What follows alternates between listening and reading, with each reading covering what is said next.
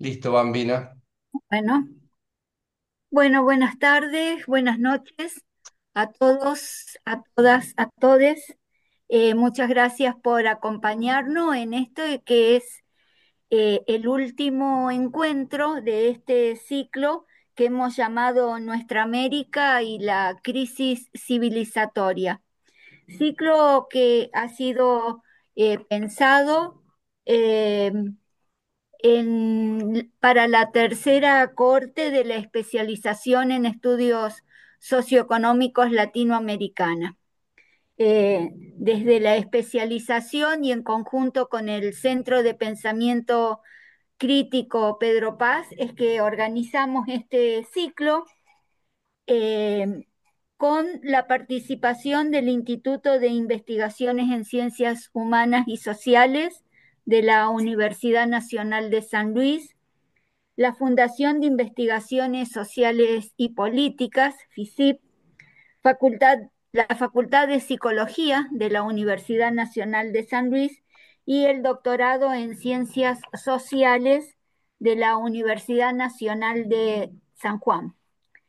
El encuentro de hoy refiere a eh, tensiones de la producción de conocimiento y los saberes de América Latina ante la transición hegemónica. Para ello nos van a acompañar y a quienes le damos la bienvenida y les agradecemos que estén compartiendo este espacio con nosotros, a Soledad Oregioni de Argentina, de la Universidad Nacional del Centro, a Juan Reyes Álvarez de México, de la Universidad Autónoma de Puebla, y al profesor Germán Sánchez Daza de México, de la Universidad Autónoma de Puebla también. Bueno, esta actividad, este encuentro de hoy, el presentador va a ser el profesor Enrique Elorza. Así que bueno, Quique, te dejo, te cedo acá la palabra para que Muy inicies bien. la actividad. Y Muchísim- gracias a todos, a todas. Muchísimas gracias, Bambina. Bueno, muy bien. Buenas noches a todos, a todas, a todes. Muy contento porque estamos terminando un ciclo que significa todo un proceso en el cual ha podido realizarse, se está realizando por una construcción colectiva realmente, que luego nos vamos a referir. Bueno, la actividad de hoy, tal cual la mencionó Bambina, nos acompañan los colegas ya mencionados y la idea es entre unos 15, 20 minutos, cada uno haga su presentación, luego hacer algún intercambio y después también los ponentes hagan sus buenos comentarios adicionales. Esto queda grabado de manera tal de que, bueno, hay material después para revisar. También nos ayudamos, nos acompañamos en el chat para que, bueno, dejen los comentarios, las preguntas, las inquietudes. Todo esto lo revisamos porque nos ayuda a construir, ¿no? Lo que estamos haciendo en el centro. María Soledad Oregioni nos va a acompañar, va a iniciar la actividad y ella es doctora en Ciencias Sociales y Humanas por la Universidad Nacional de Quilmes, Argentina, además de su licenciatura y también su magíster. Se desempeña como investigadora del Consejo Nacional de Investigaciones Científicas y Técnicas, el CONICET, y pertenece, forma parte en la coordinación de distintas redes académicas que tienen que ver con el tema en cuestión, entre otros aspectos que hoy estamos abordando. De alguna manera, sus comentarios, sus reflexiones seguramente van a estar próximas a las tensiones y desafíos en la producción de conocimiento en las universidades latinoamericanas en un mundo en transformación. Antes de darle la palabra a Soledad, decir que nosotros en la invitación, en el mail, hemos agregado en su momento algunos documentos, algunos enlaces que los ponentes nos han dejado y que son muy pertinentes para la temática que vamos a ir abordando y que seguramente puede ser de interés para todos, más allá de aquellas nuevas recomendaciones que puedan dejarnos. Bueno, dicho esto, Soledad, te escuchamos, adelante, si tenés que hacer alguna presentación, ya te han puesto como coanfitrión, así que tranquilamente comenzá el proceso de compartir y adelante. Bárbaro. A ver. Sí, buenas noches a todos, a todas, a todes. En principio quiero agradecer la invitación a formar parte de este ciclo de conversatorios, especialmente al doctor Sánchez Daza, quien fue quien me cursó la invitación, y por supuesto a todos los integrantes de este equipo que muy amablemente me han invitado a compartir el producto de mis investigaciones en el marco de este espacio. Yo voy a hacer una presentación, por lo tanto, a ver, voy a intentar compartir por aquí y ustedes me dirán si estoy compartiendo. ¿Lo ven? No, ahora no, hasta ahora no. Bien, a ver, vamos de nuevo. Esto, a ver, ahí, Ahí ahora sí, empieza. ahí creo que sí, ¿no? Ahí Bueno, estamos. bárbaro. Ahí estamos. Bien.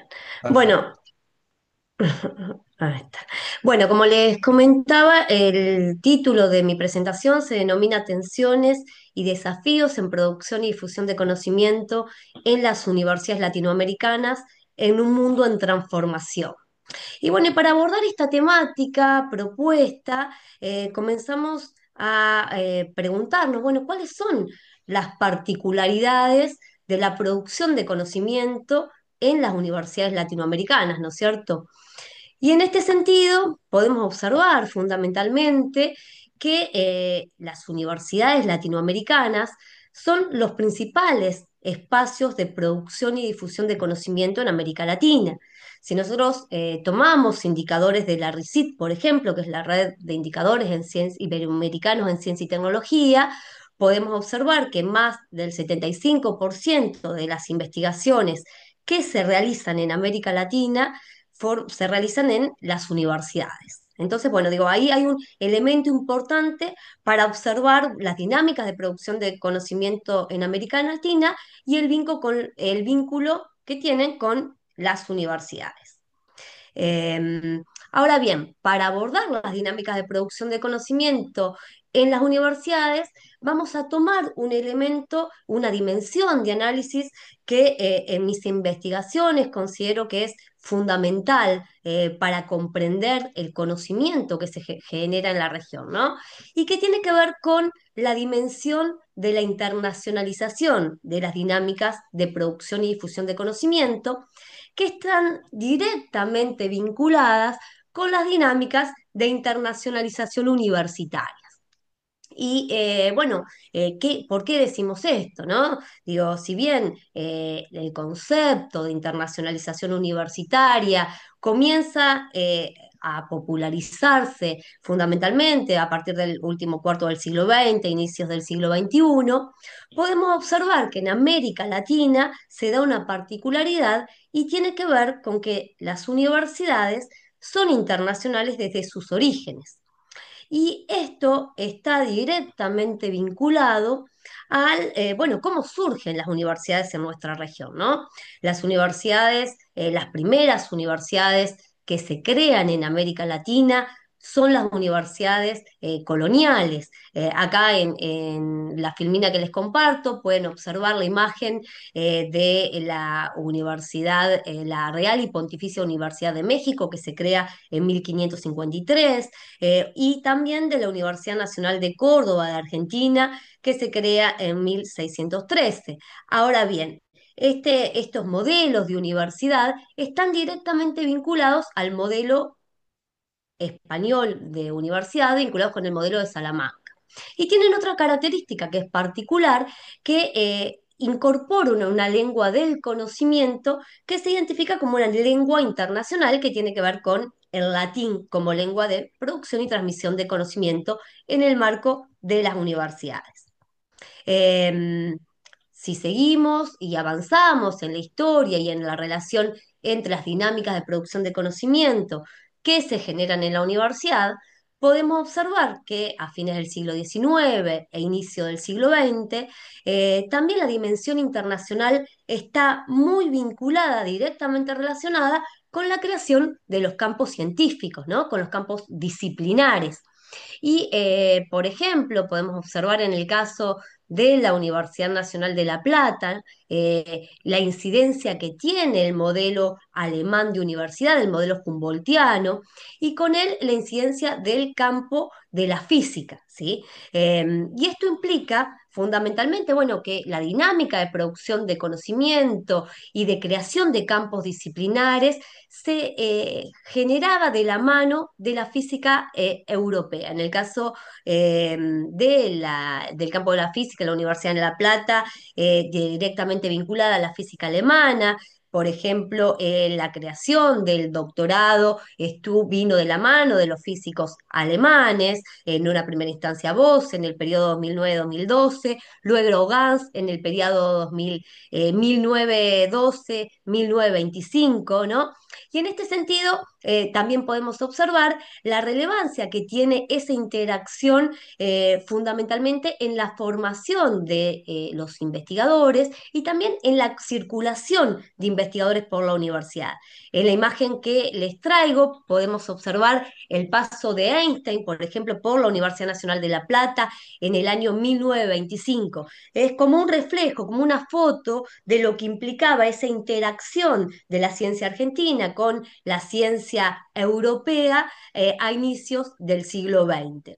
Esto no se da solamente en el campo de la física, sino también en el campo de la astronomía, con la incidencia de la astronomía francesa, por ejemplo, la creación de los primeros observatorios astronómicos y vinculado fundamentalmente a la importancia de examinar los cielos del sur, ¿no? Y acá también traigo como la imagen de Paul de Gaultier, quien, bueno, es uno de los primeros astrónomos franceses que viene a la Universidad Nacional de La Plata, en directamente vinculado a la creación del campo de las ciencias astronómicas.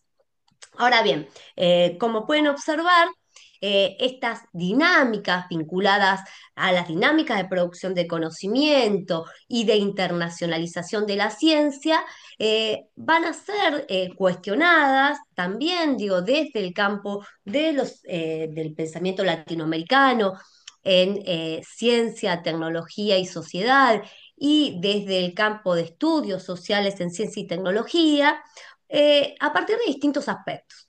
En una primera instancia, bueno, justamente autores del Black TED como Varsavsky cuestionan el carácter academicista del conocimiento que se genera en América Latina. Eh, Junto posteriormente, desde los estudios sociales de la ciencia, tenemos la incidencia y las críticas que realizan autores como Pablo Kramer, que cuestionan la integración subordinada de las agendas de investigación, restringiendo los márgenes de negociación de los problemas cognitivos a trabajar en América Latina, ¿no? Desde la investigación, y también la división del trabajo científico, que le otorgan generalmente un lugar sumamente técnico al conocimiento que se genera desde la región latinoamericana, los científicos latinoamericanos, en el marco de lo que son mega redes científicas de producción de conocimiento. Esta integración subordinada se va haciendo cada vez más notable a partir de que se incrementan las mega redes de producción de conocimiento y que se encuentran cada vez más condicionadas a partir de la utilización de aparatos cada vez más caros y complejos y también a partir del financiamiento externo. Después también tenemos la perspectiva crítica, la dependencia académica de autores como Fernanda Weigel, quien hace referencia a la tensión entre circuitos centrales y circuitos periféricos de producción de conocimiento. Y autoras como Ebe Besuri, que tiene una amplia producción vinculada al estudio de la producción de conocimiento en América Latina, y quien fundamentalmente cuestiona el carácter centrípeto de la ciencia, ¿no? Donde los países centrales, que tienen mayor cantidad de recursos cognitivos, materiales, e incluso simbólicos vinculados a la legitimidad del conocimiento, son un atractivo para los científicos latinoamericanos, ¿no? Y esto aleja a los científicos latinoamericanos de los problemas de su entorno en el marco de redes desterritorializadas. Bueno, teniendo esta problematización que se genera en el campo de los estudios sociales de la ciencia y tecnología, con los antecedentes de la mirada crítica del PLACTED, ¿sí? Y pasando rápidamente, dado el acotado tiempo que tenemos para la presentación, bueno, nos preguntamos, bueno, esta relación entre internacionalización y dinámicas de producción de conocimiento es la única articulación posible. ¿Hacia dónde internacionalizarse? ¿Hacia dónde producir conocimiento? ¿Para qué? ¿Para quién? ¿Cómo? ¿No? Entonces, bueno, a partir de estas preguntas vamos a abordar el concepto de hegemonía que nos va a permitir pensar en lógicas hegemónicas y alternativas a estas dinámicas dependientes de producción de conocimiento que históricamente ha tenido América Latina, entendiendo que la hegemonía sostiene las estructuras históricas de un orden mundial en un momento y en un lugar determinado, pero no necesariamente determina la acción de grupos e individuos de manera directa y mecánica, ya que los mismos pueden acatar las presiones, resistirse u oponerse. De este modo se configuran estructuras hegemónicas y contrahegemónicas que discuten y se enfrentan por direccionar los acontecimientos históricos. Y en este sentido, y de acuerdo a la perspectiva de Robert Cox, que es un autor neogramsciano, las estructuras que sostienen un orden hegemónico a partir de tres dimensiones de análisis, que son las ideas, las instituciones y los recursos materiales que sustentan el modo de producción. Asimismo, las mismas no son estáticas, sino que, por el contrario, son dinámicas y pueden modificarse desde la política. Ahora bien, bueno, teniendo en cuenta estas tensiones que van emergiendo entre dinámicas hegemónicas y no hegemónicas vinculadas a la producción a la relación entre producción e internacionalización del conocimiento, planteamos, ¿no? Y analizamos cómo han sido las dinámicas hegemónicas de producción de conocimiento vinculado a la internacionalización hegemónica, y acá podemos observar que estas dinámicas hegemónicas se sustentan en la subjetividad neocolonial, inmersa en un imaginario colonial dominante, que permitieron que los centros hegemónicos condicionen los rumbos del conocimiento a nivel global. Ese imaginario global dominante se sostiene a partir de una monocultura del saber, del poder y del ser, en el marco de lo que se considera un racismo epistémico, esto es, que hay sujetos que tienen autoridad para generar conocimiento y otros que ocupan el lugar del no saber, y se sustenta a partir de una estandarización curricular. Este imaginario global dominante sostiene y reproduce las asimetrías norte-sur en las dinámicas de producción y difusión de conocimiento a partir de agendas exógenas, en base a jerarquías. Por ejemplo, en el ámbito de la ciencia y de la internacionalización de la ciencia y de las universidades, podemos observar estas jerarquías en la lengua, donde el inglés es la lengua hegemónica y la lengua de la internacionalización, y que van reproduciendo una subjetividad colonial que se retroalimenta a partir de flujos de cooperación internacional norte-sur. Esto te lleva a reproducir una lógica mercantil sustentada en un capitalismo cognitivo que se basa en la competencia entre universidades, a partir de universidades que compiten por posicionarse en ranking internacionales y investigadores que compiten por prestigio y reputación, y donde la calidad se obtiene a partir de la ponderación de rankings globales, sin cuestionar, bueno, cómo se conforman esos rankings. Y por otro lado, estas lógicas llevan a reproducir un pensamiento único sustentado en la homogeneización cultural en base a un universal abstracto. ¿Sí? Ahora bien, si bien consideramos que existen, podemos observar que se dan elementos que reproducen estas lógicas de dependencia a partir de dinámicas de internacionalización hegemónicas, al mismo tiempo y como contraparte dialéctica del proceso, es posible observar otras dinámicas de producción y difusión de conocimiento desde el sur que permiten justamente tensionar las dinámicas hegemónicas a partir de dinámicas de cooperación sur-sur.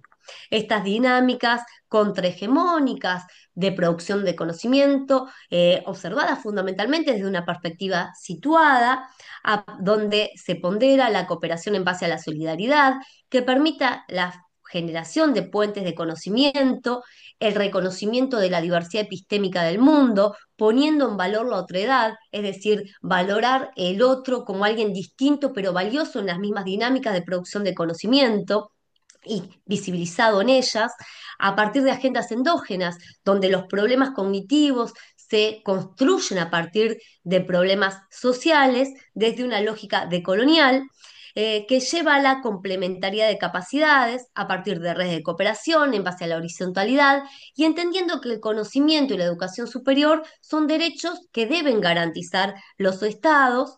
Esta dinámica se basa y se sustenta a partir de lógicas de cooperación sur-sur, y en este sentido es importante entender el sur no solamente desde una perspectiva geográfica, sino fundamentalmente relacional y política, donde se ponderan las dinámicas de integración regional y el diálogo de saberes. Bien, a ver. En este sentido, y en el marco de estas dinámicas de internacionalización desde una perspectiva situada y contrahegemónica, se pone en valor justamente la relevancia de las redes de cooperación sur-sur, donde, bueno, justamente se pondera el sur, y acá traigo una imagen de el mapa invertido de Joaquín Torres García, ¿no? Donde justamente el lema es, bueno, nuestro norte es el sur como un juego de palabras, y que justamente a partir de esta perspectiva y desde ese abordaje se busca contribuir a reconceptualizar esta América Latina, que justamente desde una perspectiva hegemónica se presenta como receptora, inerte, homogénea, y reinterpretarla como un lugar heterogéneo, crítico, que cuenta con historias, procesos y vocaciones propias, ¿no? Y en este sentido, desde el enfoque propuesto, se sustenta una perspectiva no hegemónica de internacionalización universitaria, que pone en valor la cooperación solidaria, las epistemologías del sur, el diálogo de saberes y la democratización del conocimiento, retomando aportes de autores como Paulo Freire, María Lugones, entre otros académicos y académicas que contemplan los fenómenos sociales desde el lente decolonial. Y desde esa perspectiva, fundamentalmente, se pone de relevancia la importancia de fortalecer la integración educativa. En este sentido, y con el objetivo de fortalecer la integración educativa, justamente se ponen en valor las redes de cooperación sur-sur en función de agendas endógenas, y en este sentido las universidades como actores claves en esa articulación entre lo internacional y lo territorial, articulación que se genera a partir de agendas endógenas que permiten contemplar los problemas sociales como problemas de conocimiento y permiten disputar el sentido de las lógicas de internacionalización hegemónicas al entender el carácter no neutral y situado en la producción de conocimiento. En estas dinámicas de construcción de redes de cooperación sur-sur, que es donde se complementan no solamente las actividades de investigación, sino las actividades de investigación, docencia y extensión, justamente se busca ponderar la inclusión y la democratización del conocimiento en diálogo con la sociedad. En este sentido, se busca contribuir al diálogo de saberes, a transformar los problemas, que permiten transformar justamente ese diálogo de saberes, los problemas sociales en problemas de conocimientos, y acá es muy importante todo el aporte de Boaventura de Sousa Santos cuando hablamos de diálogo o ecología de saberes. Eh, También entendiendo las redes como articuladoras entre demandas sociales y políticas públicas, de entender esas redes de conocimiento que permiten articular la universidad con otros actores del territorio y también permiten visibilizar otredades que estaban invisibilizadas en las lógicas de producción de conocimiento hegemónicas como mujeres, diversidades y otredades. En este sentido, a partir de estas dinámicas de redes de cooperación sur-sur, se busca priorizar la cooperación por sobre la competencia, el reconocimiento de distintos tipos de pares, la complementariedad de capacidades, reconociendo la importancia de producir conocimiento en función de intereses sociales y privilegiando la legitimidad del conocimiento por sobre la eficiencia y la eficacia. Y esto es un dato importante porque desde la óptica neoliberal el conocimiento valioso es el conocimiento eficiente y eficaz, pero muchas veces se deja de lado la legitimidad de ese conocimiento para las sociedades que lo producen, ¿no? Y acá entendiendo cómo hay una mutua relación entre la construcción de conocimiento y los valores sociales que dan lugar a ese conocimiento y conocimiento que también incide en el desarrollo de nuestras sociedades, ¿no? También se pondera y fundamentalmente el respeto a la diversidad cultural y, y se pone en valor el desarrollo de mecanismos para incrementar los vínculos entre estudiantes, docentes e investigadores mediante la utilización de las TICs. En este sentido, las redes de cooperación sur-sur permitirían generar dinámicas que no responden a los paradigmas dominantes de producción de conocimiento.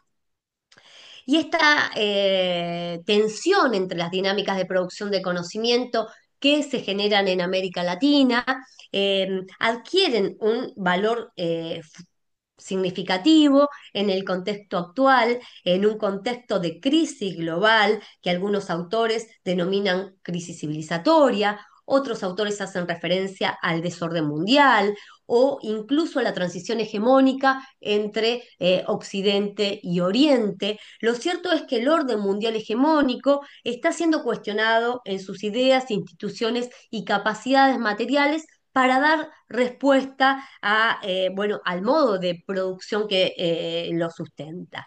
En este sentido, estamos en un contexto donde la crisis climática, la irrupción de la inteligencia artificial, el resurgimiento de los nacionalismos, las crisis migratorias y las pandemias globales nos hacen pensar, bueno, el impacto que esos problemas globales tienen sobre las dinámicas de producción de conocimiento y las respuestas que se necesitan dar a esos problemas globales desde una perspectiva situada.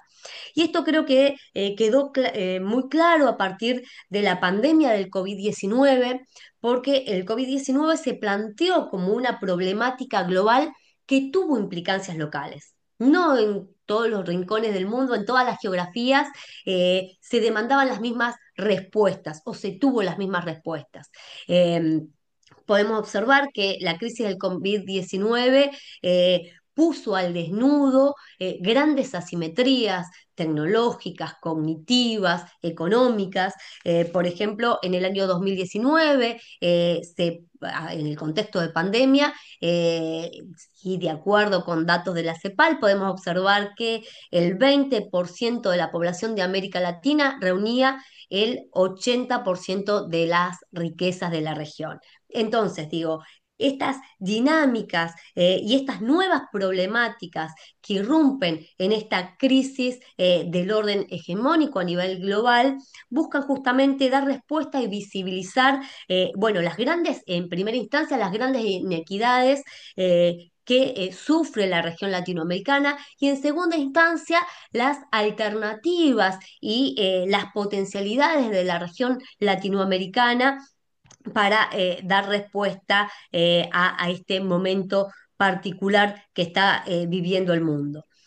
Como reflexiones finales, consideramos que es necesario correr el velo a las lógicas hegemónicas e identificar alternativas que permitan desnaturalizar justamente los paradigmas dominantes que forman parte de la construcción histórica de región en relación con un sistema científico internacional de carácter asimétrico y visibilizar la relevancia de los circuitos regionales de producción y difusión de conocimiento, destacando el valor de la diversidad, el plurilingüismo, la biodiversidad, el diálogo de saberes desde una perspectiva situada.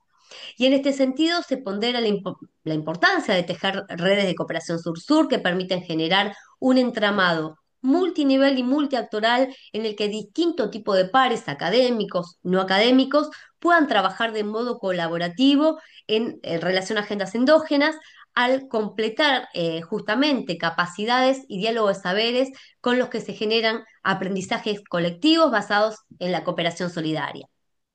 Esto demanda justamente identificar a la región como un espacio político y epistémico de proyección y construcción colectiva. Y esto mismo implica justamente tensionar y trascender la subjetividad colonial y neoliberal que sustenta los procesos de producción y difusión de conocimiento hegemónicos. En definitiva, y como reflexión final, voy a cerrar con algunas preguntas para llevarnos para pensar y fundamentalmente tienen que ver, bueno, qué universidad, qué ciencia, qué tecnología y qué conocimiento necesitamos en América Latina, siempre pensando para qué sociedad y para qué mundo. Bueno, esto es todo. Muchas gracias.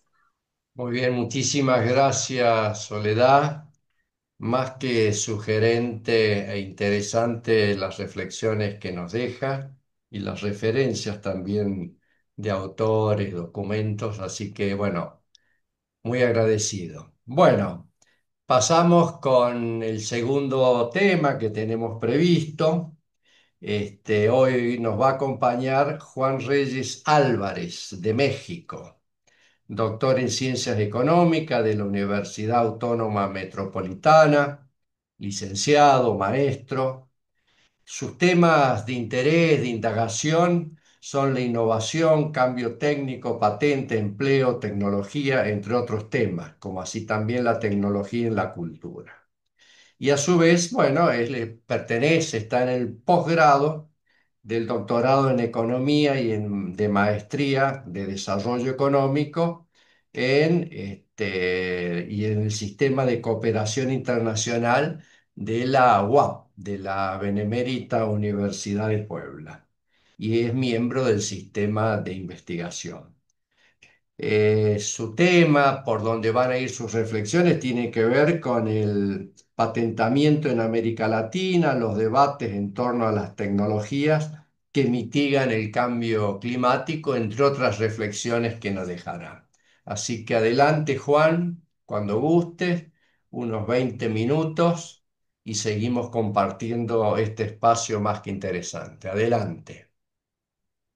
Buenas tardes, gracias Enrique por la presentación. Buenas tardes a todas, a todos, todes. Y bueno, pues voy a presentar, no sé si se logra ver ya la presentación. Ahí está en proceso. Ahí está, ya Ok, está, perfecto. ok.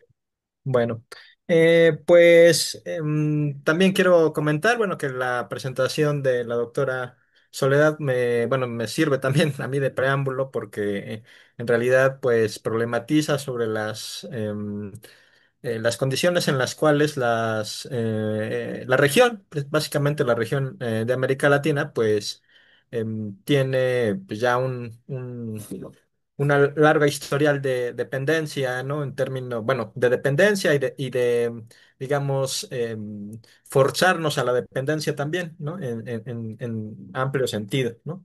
Y en este caso, obviamente, la cuestión de la dependencia tecnológica en específico. Tal vez la presentación no voy a decir, digamos, algo tan novedoso. Creo que la verdad es que gran parte de lo que ya comentaba la doctora y me parece que las reflexiones que seguramente este ciclo se han dado, pues están en ese gran contexto, ¿no? Pero bueno, en este caso en específico me voy a centrar, pues, básicamente en la problemática con respecto a dos, tres ejes. El primero es la cuestión del patentamiento, ¿no? Como una representación de parte del mercado tecnológico. El segundo tiene que ver con las cuestiones del cambio climático. Eh, y bueno, esto forma parte de algún trabajo que realizamos en algún momento. Y ya un poco está por publicarse un pequeño artículo, un capítulo de un libro sobre naturaleza, medio ambiente, ¿no?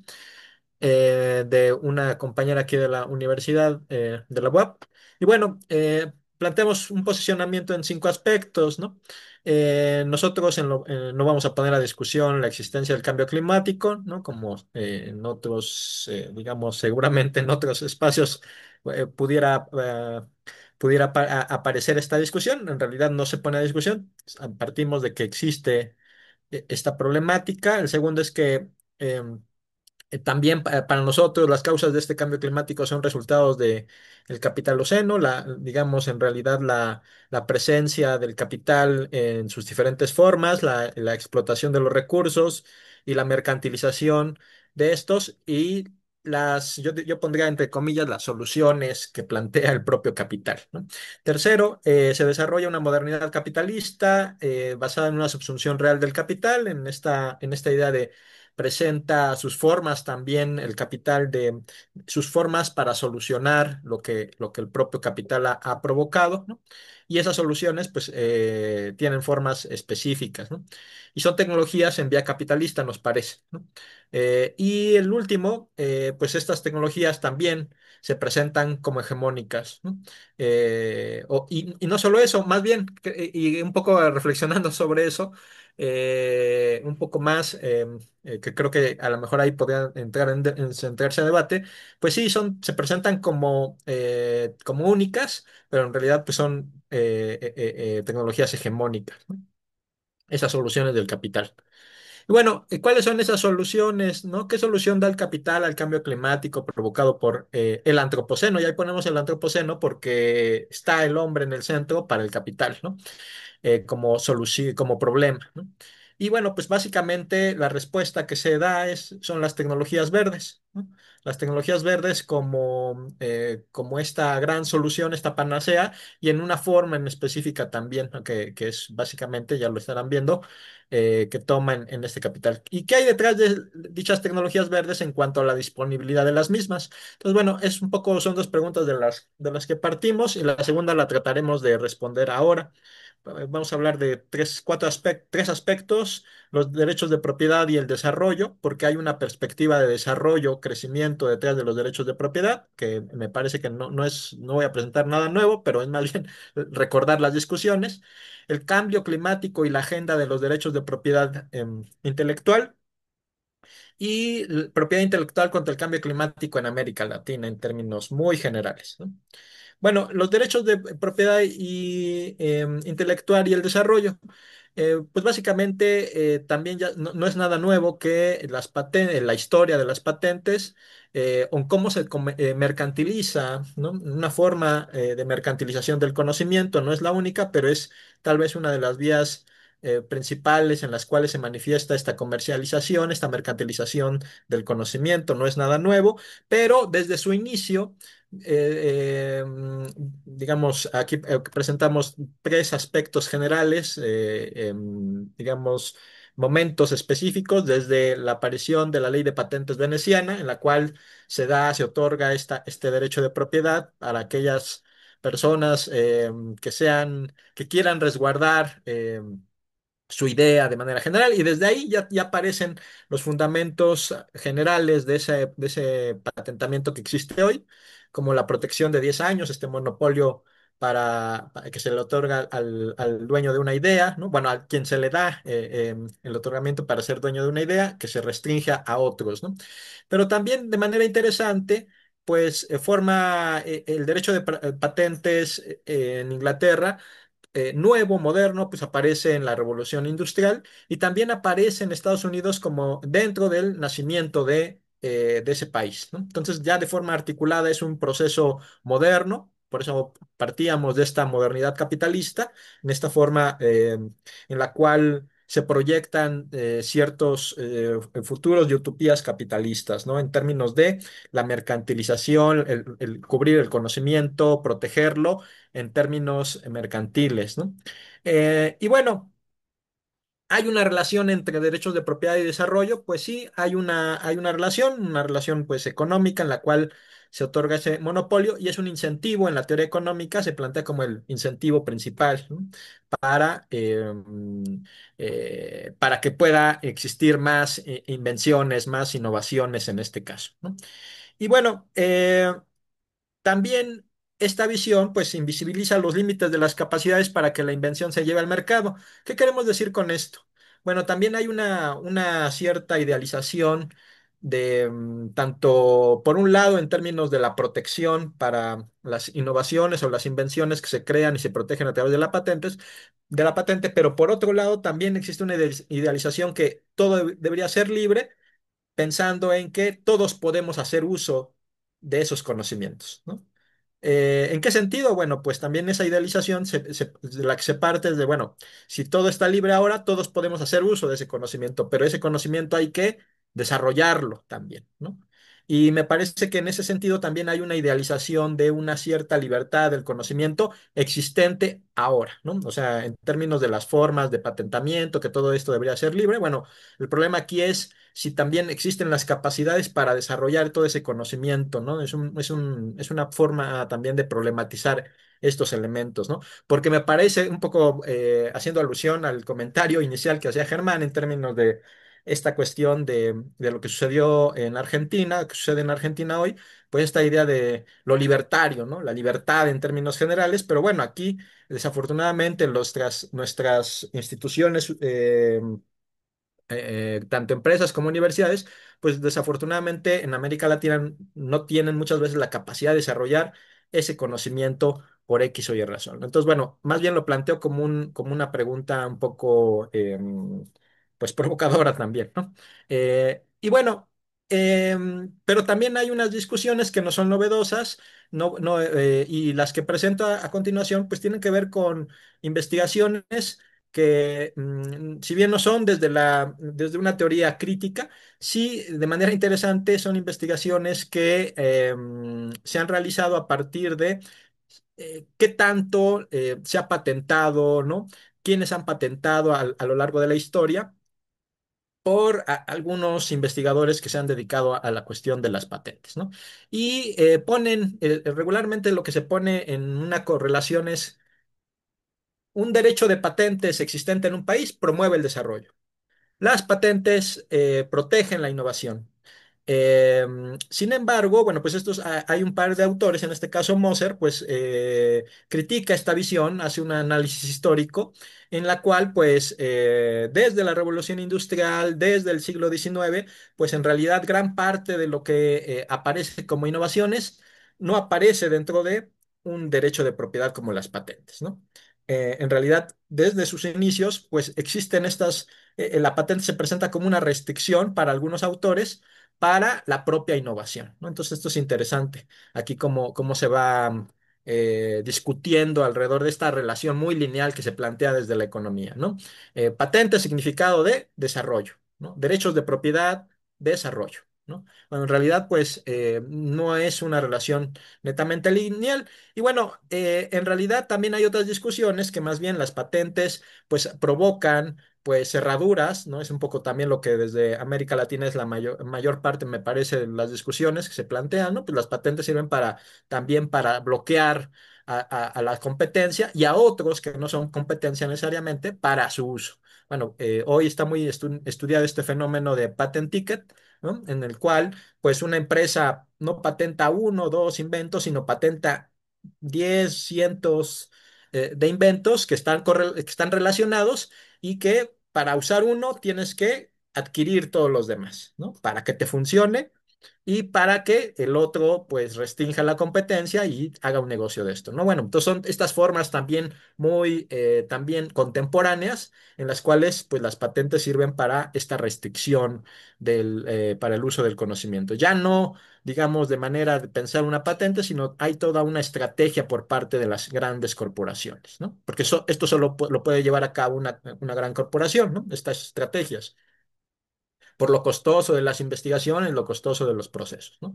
Y bueno, también hay otras discusiones. Hall es una de las investigadoras, perdón, más reconocidas en el ámbito de las patentes y también hace esta crítica en términos de que no existe tal evidencia en la cual patente significa desarrollo o derechos de propiedad significa desarrollo, ¿no? Y ella misma pone pues en tela de juicio esto y pone algunos datos muy sintéticos. Por ejemplo, aquí vemos, pues básicamente el crecimiento de las solicitudes de patente.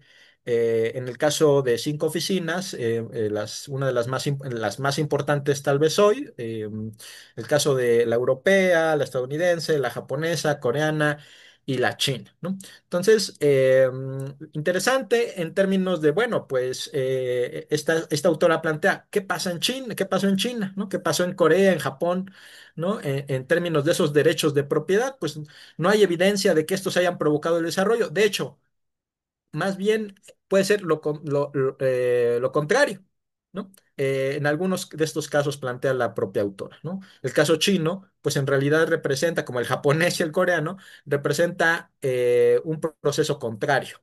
Cuando estas economías tuvieron cierta madurez científico-tecnológica, pues en realidad pusieron derechos de propiedad, como se les suele decir, duros, ¿no? O restricciones o leyes más claras, ¿no?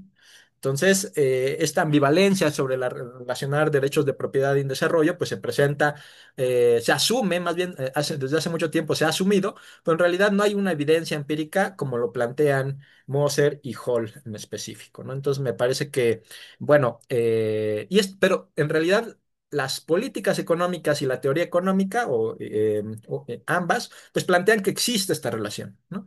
Y de ahí se parte para aplicar, pues, cualquier tipo de política en cualquier país, ¿no? Bueno, principalmente en los países en desarrollo, ¿no? Bueno, 3 puntos al respecto de esta relación. La introducción o el fortalecimiento de un sistema de patentes da como resultado inequívocamente un aumento de las patentes, claro. Pues sí, si pones un sistema de patentes, pues crecerá el número de patentes de manera, pues a lo mejor no exponencial, pero van a aparecer patentes. El segundo, un segundo aspecto es mucho menos claro que estos cambios resulten en un aumento de la actividad innovadora, ¿no? En nuestros países, pues en realidad sí se ha acrecentado el número de patentes, pero la innovación en América Latina pues tiene sus padecimientos fuertes, ¿no? La literatura ahí lo plantea, hay una larga lista al respecto, ¿no? Aunque pueden redirigir dicha actividad hacia aquello que es patentable y lejos de aquello que puede mantenerse en secreto dentro de la empresa, ¿no? Moser un poco plantea eso también en términos de el Premio Nobel de Economía también un poco actual, 2025 también plantea esto, ¿no? De manera interesante y contradictorio. Y tercero, un ejemplo moderno es China, que introdujo su actual sistema de patentes 7 años después de Deng Xiaoping adoptara estos planes, ¿no? De política de puertas abiertas en el 78. Sin embargo, era un modelo, pues como sabemos, no es nada novedoso, pues permitía la imitación sin ningún problema, ¿no? Eso fue cambiando. Ese sistema de patentes tuvo 5 o 6 cambios trascendentales hasta el que tenemos hoy, ¿no? Bueno. Ahora, segundo punto, el cambio climático y la agenda de derechos de propiedad intelectual. Los conocedores del problema del cambio climático, pues conocen bien esta agenda. Muy bien, yo solo voy a puntualizar un aspecto que aparece ahí, que es de nuestro interés, que es la Cumbre de Río, y donde aparecen 3 documentos. En la Cumbre de Río del 92 hay antecedentes de esto, pero también y hay elementos consecuentes de esto. En él aparece este convenio de la ONU de la diversidad biológica, la Convención Internacional de la Lucha contra la Desertificación y la Convención Marco de las Naciones Unidas sobre el Cambio Climático, ¿no? Ahí se problematiza. Pero ese es el gran antecedente, donde empiezan a aparecer pues elementos ahí ya de estrategias para mitigar ese cambio climático. Pero es hasta abril de 2009, ¿no? En que aparecen, pues básicamente una agenda ya muy específica para los derechos de propiedad, ¿no? Se hace, dice, nos hace falta, plantean estos organismos que nos hace falta, pues un análisis sobre cuáles son las tecnologías verdes y cuáles, digamos, de alguna manera, cuáles serían aquellas que pudieran ser patentables y cómo las clasificaríamos, ¿no? Esa es la agenda que se plantea en 2009 y a partir de eso se dan tres objetivos: el mapeo de tecnologías de energía limpia, descripción general de las patentes, o sea, ahí va en específico el 2009, aunque antes de 2009 y entre el 92 ya había un proceso en desarrollo sobre que lo que iba a salvarnos del cambio climático eran ciertas tecnologías, ¿no? Como las baterías de las que hablaremos ahorita, ¿no? Y bueno, y también había un cuestionario de licencia para estas tecnologías verdes, ¿no? Entonces, bueno, ahí hay un aspecto, ya hay una agenda en específico. Y pues esta clasificación no tardó en salir, un par de años en salir, en realidad ya aparecía ahí en 2009 ya algo muy relacionado, una clasificación específica. Las patentes tienen muchas clasificaciones y se acordó una en específica para el cambio, para tecnologías que mitigan o atacan el cambio climático, ¿no? Entonces, están estas 8 clasificaciones muy generales, ¿no? Un poco, seguramente más de uno de los que está presente, pues las verá ya seguramente un poco de manera extraña, ¿no? Porque esto ya estaba en discusión, ¿no? No estamos diciendo nada nuevo en términos, por ejemplo, algunas relacionadas a las cuestiones agrícolas. Vamos a ver algunas empresas ahora que están involucradas ahí, ¿no? De manera interesante, el mitigamiento, captura, almacenamiento y secuestro de gases de efecto invernadero, reducción de emisiones de gases de efecto invernadero, o generación, transmisión o distribución de energía, tecnologías que sirven para la producción o procesamiento de bienes, tecnologías que sirven o relacionadas al transporte como tal, ¿no? Entonces, bueno, ahorita vamos a ver son las tecnologías, estas 8 tecnologías muy generales, vamos a ver algunas muy específicas, ¿no? Ok, y Cinco bueno, minutos tenés, Juan. sí, claro. Eh, Bueno, lo que hicimos brevemente, lo que mostramos escogimos las dos tecnologías más patentadas por los principales, en términos, entre comillas, países en Latinoamérica: México, Argentina, Chile y Brasil, ¿sí? Y un poco lo que queremos mostrar de manera muy general, por eso un poco también lo que decíamos al inicio, tal vez no es nada novedoso, ¿no? Que en estas tecnologías, la primera tecnología en que más se patenta en estos 4 países es exactamente la misma: patentes contra enfermedades cuyo impacto se ve exacerbado por el cambio climático, transmitidas por algunos vectores, ¿sí? Eh, y bueno, como ha subido la temperatura en algunas regiones, pues hay nuevas enfermedades donde no se daban antes, ¿no? Como el dengue, por ejemplo, ¿no? ¿Y quiénes están patentando más en principio en estos países? Pues ustedes pueden ver en rojo las principales empresas, de hecho, las 6 principales empresas, y pues seguramente no verán ninguna o una por ahí relacionada a Latinoamérica, ¿no? El único caso excluyente es la Universidad de Minas Gerais en Brasil, ¿no? Que me parece que es la que tiene ciertas ventajas, ¿no? ¿Y de qué países son? Pues principalmente estas empresas son principalmente de Estados Unidos, europeas. Y en el sexto, séptimo, octavo, décimo lugar están los países latinoamericanos correspondientes. En la segunda tecnología más importante, pues va cambiando. Simplemente voy a señalar, esta historia se repite. En el caso de México es almacenamiento de energía mediante baterías. Ustedes me dirán si son demasiado o muy limpias, ¿no? Procesamiento de metales en el caso de Chile. En el caso de Argentina, la industria agroalimentaria, principalmente plantas transgénicas. Y Brasil, biocombustibles y biodiesel, ¿no? En casi todas reinan empresas estadounidenses, europeas y en séptimo, décimo y con un número muy bajo el caso de alguna latinoamericana. Repito, la excepción es Brasil, básicamente, ¿no? Que tiene cierta preponderancia en estas tecnologías específicamente, ¿no? En el caso de biocombustibles y biodiesel. Bueno, cerrando un poco,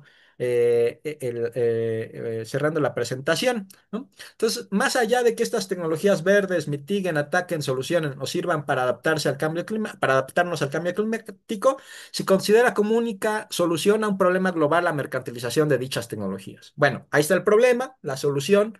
¿Qué ocurre? Te la vendemos, la tenemos nosotros, ¿no?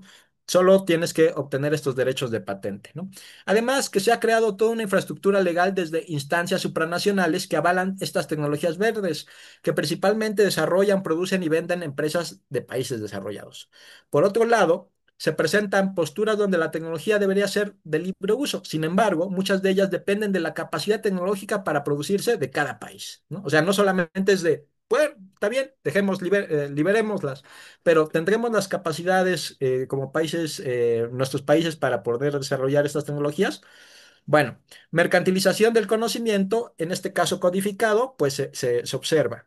Y en ninguna de ellas se habla, en este estudio ya para cerrar, que se planteó en el 2009, en ninguna de ellas se habla como diagnóstico, la identificación de necesidades y soluciones estratégicas nacionales para el desarrollo, producción y distribución de tecnologías estratégicas, ¿no? Bueno, pues con esto cierro. Muchas gracias. Muy bien, muchísimas gracias, Juan, más que interesante. Y bueno, para continuar, le damos la palabra a Germán Sánchez Daza. Germán es, bueno, doctor en economía, maestro, licenciado, es investigador de la Universidad Autónoma de Puebla, trabaja en el Centro de Estudio y Desarrollo Económico y Social y sus estudios, entre otros, abordan la problemática sobre el mundo laboral, la tecnología y la educación superior. Es profesor de la Universidad Autónoma de Puebla, México, e integrante de la Sociedad de Economía Política Latinoamericana, CEPLA, con quien siempre mantenemos actividades en conjunto y de forma articulada. Germán, adelante. Germán va a abordar un poco la cuestión del conocimiento y saberes en América Latina, como así también las resistencias y las tensiones, entre otros temas. Adelante, Germán. Sí, muy buenas tardes a todos y todas. Pues es un gusto estar dialogando con todos y cada uno de ustedes. Por supuesto, las ideas, las reflexiones que vamos a hacer, pues derivan de la discusión con otros colegas, de la literatura, pero también de las inquietudes que surgen desde el ámbito de la resistencia y de los movimientos sociales. Yo quisiera entonces someter a su consideración cuatro ideas centrales que me gustaría, o temas o problemáticas centrales. Las enuncio porque no sé si me va a dar tiempo de abordar todas, pero están muy vinculadas con lo que han expuesto Soledad y Juan. Primero, el conocimiento y el saber en términos ontológicos, como una discusión fundamental y en ese sentido vinculada con el concepto de crisis civilizatoria y crisis de la modernidad capitalista. El segundo aspecto es precisamente las exigencias sobre la ciencia y sus instituciones en el momento actual. Tercero, la crisis económica del capitalismo y lo que sería la guerra comercial como condicionamientos de la producción del modelo económico. Perdón, este tiene que ver con el 2. Perdón, el tercero tiene que ver con los gobiernos progresistas, es decir, la ciencia, la tecnología y la educación en disputa. Y el cuarto, ya como conclusión, precisamente es la disputa por la producción de conocimiento, subordinación y resistencia, y dónde quedan los sujetos sociales. Entonces, sobre esto, en primer lugar, ya avanzó bastante Soledad en términos del primer punto sobre lo que sería precisamente la crisis civilizatoria y la crisis de la modernidad capitalista. En ese sentido, yo cuando menos lo plantearía, es decir, cuando hablamos de crisis civilizatoria, estamos hablando de la crisis de la modernidad capitalista. Y ahí estos dos conceptos hay que comprenderlos profundamente porque está en debate precisamente la conceptualización y el alcance de la modernidad y pues algunos hablan de la posmodernidad o de la no modernidad como proximidad, pero nos adscribiríamos a la propuesta de Bolívar Echevarría de que la modernidad lamentablemente adoptó la forma capitalista y que lo que hay que cuestionar es eso y recuperar fundamentos ontológicos que estarían presentes. Es en ese sentido, pues hay que recordar y ahí pues recuperar el planteamiento de Marx en el sentido ontológico del propio ser humano como parte de la naturaleza, como natural. Y esta idea de la forma específica de relación con la naturaleza, es decir, una acción sensorial, cultural, hemocognitiva, podríamos decirlo. Sí, se desarrolla a partir de la reproducción de la vida. Y la vida en todas sus formas y en sus dialectos, en sus diálogos con la naturaleza, ¿no? Lo que más, cuestión que se va a romper, de acuerdo con Bellamy Foster, precisamente con lo que se denomina la ruptura metabólica, ¿no? Y bueno, pues ahí entonces está la discusión precisamente que la modernidad capitalista encumbra, desarrolla la ciencia como parte de este capitalismo, pero la ciencia en términos de saber del conocimiento como supremacía, como exclusión de los otros saberes, ¿no? Y ahí cuando recuerdo esto, precisamente recuerdo a Federici cómo muestra, ¿no? A través del desarrollo histórico, cómo muestra la expropiación y la represión y la matanza de las mujeres por saber, por tener un conocimiento que se insubordina a la modernidad capitalista. Entonces, bueno, solamente esta idea y entonces aquí dentro de esta perspectiva, pues lo que habría que entender es cómo se constituye esta modernidad capitalista, cómo este conocimiento científico implica una institucionalización, un desarrollo, ¿verdad? Del conocimiento, un encumbramiento, pero también a costas de ¿qué? A costas de un capitalismo que lo va a financiar.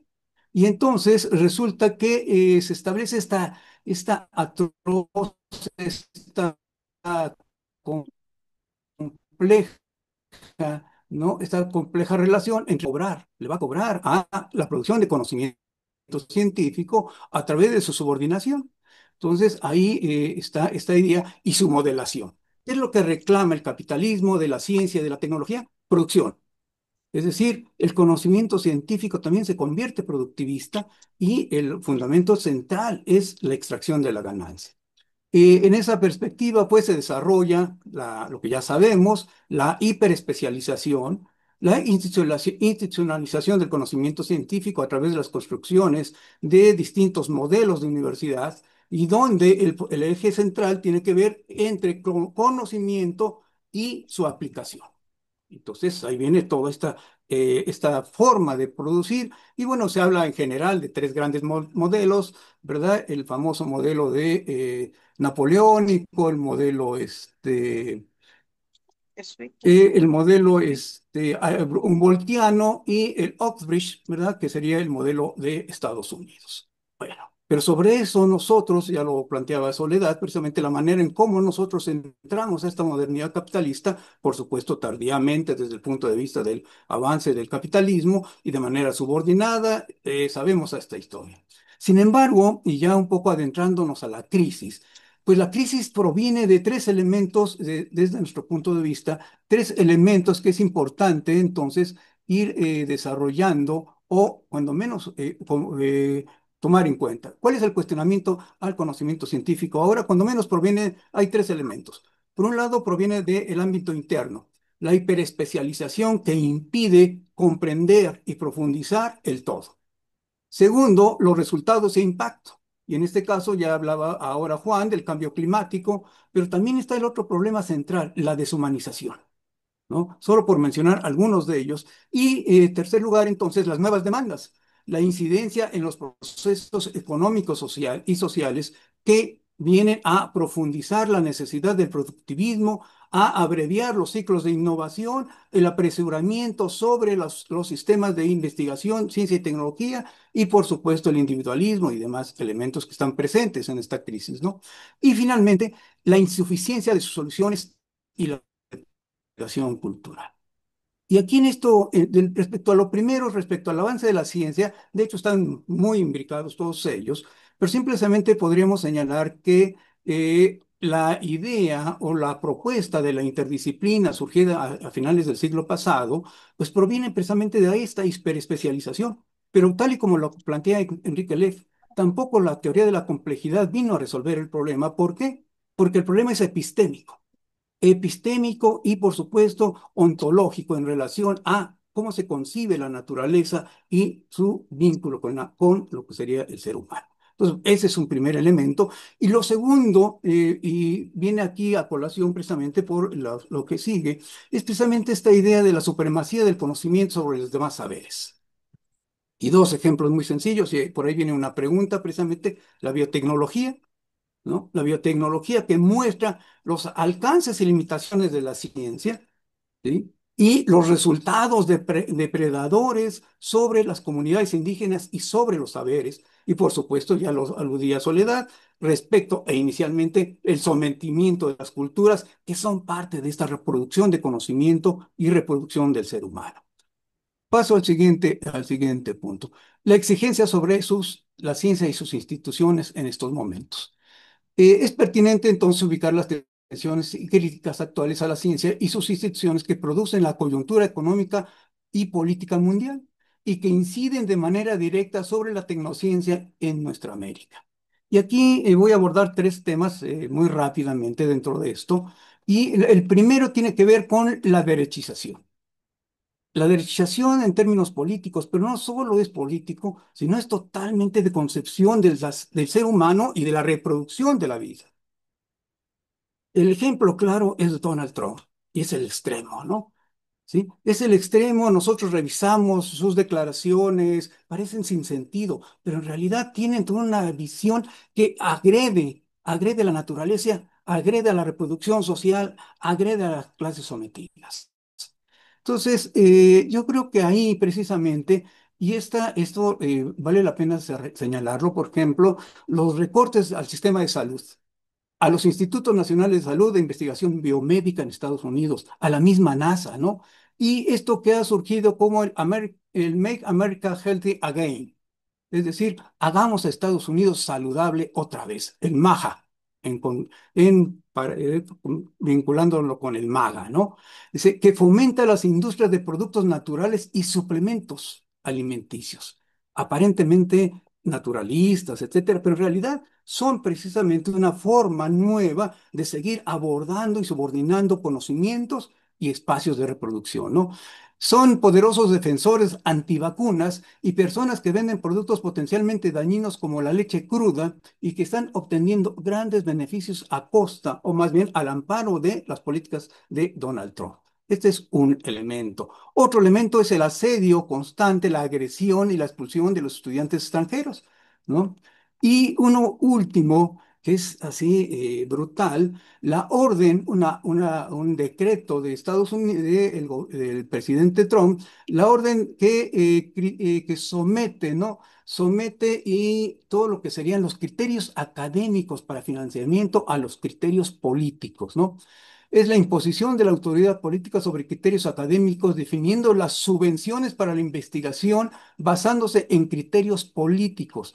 La orden cita la teoría crítica de la raza, los programas de educación sexual, transgénero y la investigación sobre diversidad, equidad e inclusión como iniciativas de extrema izquierda que suponen un despilfarro ofensivo del dinero de los contribuyentes.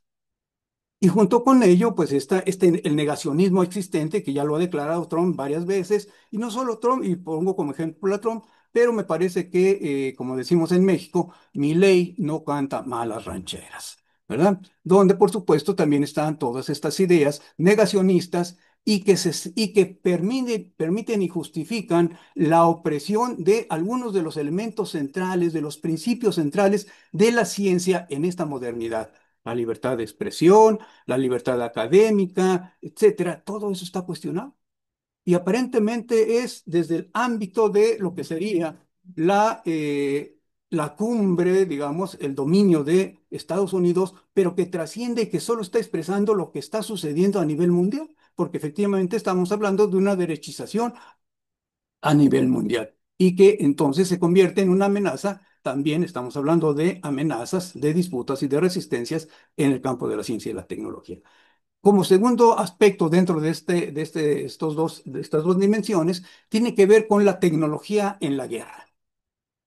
Simple y sencillamente hay que recordar, pues, que Rosa Luxemburgo planteaba que el militarismo o la guerra es una industria de gran rentabilidad para el capital, de valorización. Una buena parte del monto total es extraído del erario público, financiamiento, préstamos y contratos, y son de los mismos estados los grandes demandantes, y son los mismos estados los grandes demandantes de sus productos y servicios. El crecimiento del gasto militar es muy fuerte por encima del Producto Interno Bruto a nivel mundial. Por supuesto, quien más financia y desarrolla el gasto es Estados Unidos, pero quien creció brutalmente los últimos 2 años en términos de gasto militar es Israel. En el último año pasó de 27.000 millones a 45.000 millones de dólares el gasto militar de Israel. ¿Pero quién financia esto? Pues las mismas grandes empresas que producen y los gobiernos que están financiando y dirigen el capital.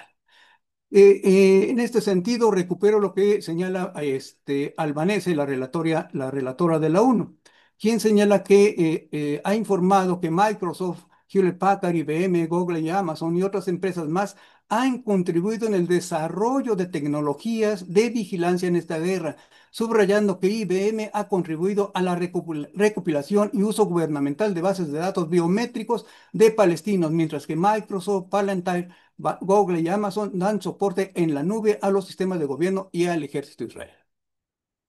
Estamos hablando de producción de conocimiento al servicio del capital.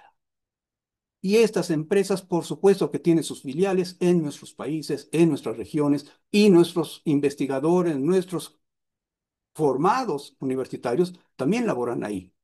¿Sí? Y esto creo que es parte de toda esta reproducción que tenemos que cuestionar, la producción del conocimiento, ¿para qué y para quién? ¿Por qué? Y cómo entonces nosotros podemos incidir en un cambio.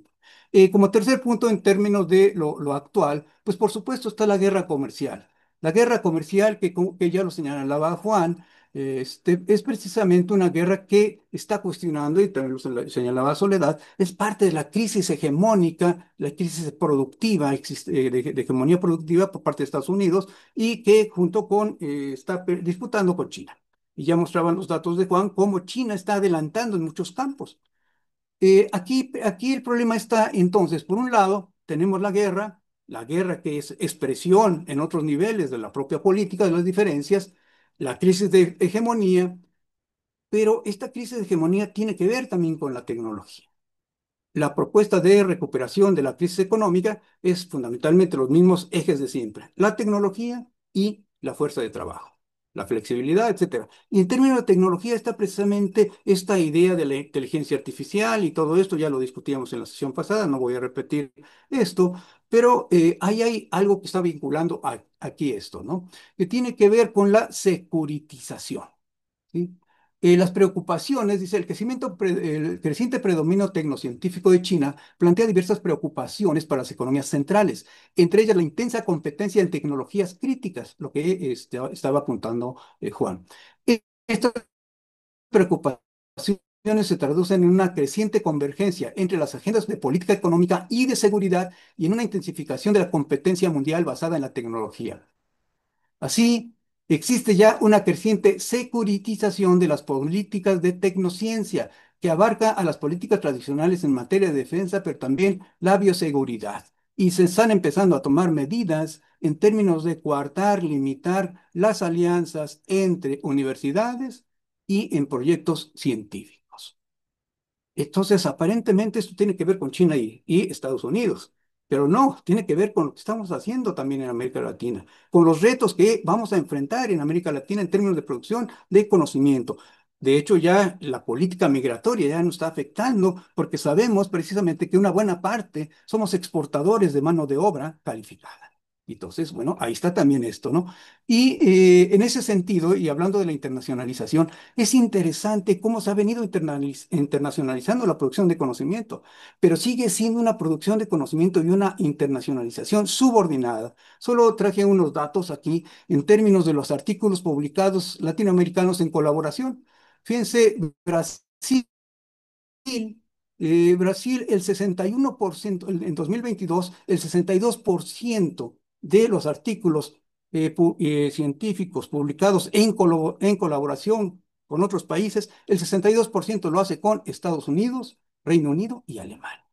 Es decir, el vínculo entre nuestros científicos y los países dominantes está presente. México, el 72%, Chile, el 73%, Colombia, el 77%.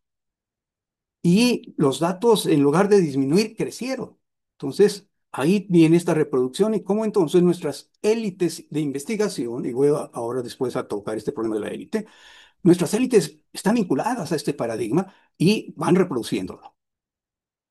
En esa perspectiva, entonces, pues viene la posibilidad de los gobiernos progresistas. Pero quizá nada más voy a decir dos o tres cosas, porque creo que ya vamos llegando al límite. Respecto a los gobiernos progresistas, primero hay que cuestionar la forma de reproducción del capital, en qué sentido se modificó o qué es lo que diferencia la gestión económica de los gobiernos progresistas de los gobiernos neoliberales. Lo que es cierto es que trataron de modificar los sistemas de ciencia y tecnología, los incentivos, etcétera, de una o de otra manera. Lamentablemente, la mayoría no lo pudo hacer o lo hizo en ciertos niveles. Solo me quiero referir, pues, que existe un consenso de que las políticas de ciencia y tecnología, y aquí podríamos citar a Vesuri, a Mercado, a Córdoba y a otros autores, que han hecho este balance y que señalan precisamente que las políticas intentaron modificarse, pero siguen siendo y teniendo los mismos alcances, las mismas limitaciones. Y por supuesto, hay elementos centrales que habrá que discutir sobre precisamente la concepción que hay de la élite que dirige la política de ciencia y tecnología con la élite del capital. Y cómo coinciden con este paradigma de la innovación, etcétera, ¿no? Bueno, quisiera yo destacar solamente el caso de Bolivia. El caso de Bolivia intentó y buscó introducir precisamente el diálogo de cultura, la, eh, las, la, cambiar el sistema de educación superior, involucrando precisamente los saberes y, por supuesto, formas de producir y transmitir conocimiento distintas, involucrando a las comunidades indígenas a nivel secundario, de educación terciaria, ¿no? Y, por supuesto, también en términos de investigación. Sin embargo, en términos de investigación científica tecnológica, Bolivia depende prácticamente al 100% del financiamiento externo.